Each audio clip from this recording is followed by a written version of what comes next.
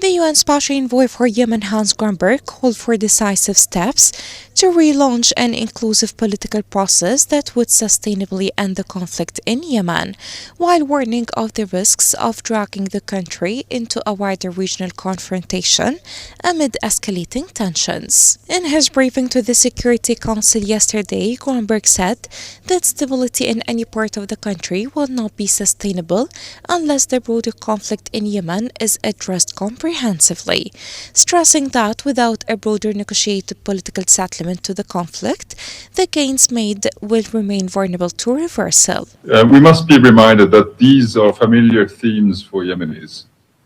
For years, they have lived with the uncertainty brought by the erosion of institutions, the fragmentation of authority, and the gradual disappearance of predictable rules.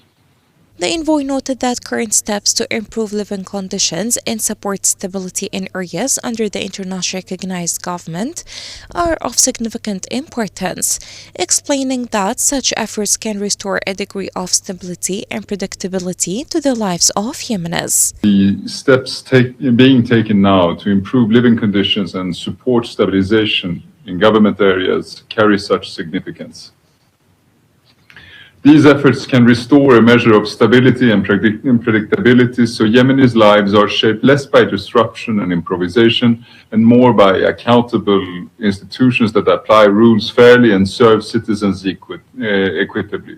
He pointed to early positive indicators in government-controlled areas, including improved electricity supplies and the payment of public sector salaries, but cautioned that continued tensions, recent security incidents, and protests that in some cases involved violence and casualties underscore the fragility of the situation. Grunberg explained that in recent weeks he has continued engaging with Yemeni parties as well as regional and international actors to explore ways to relaunch an inclusive political process.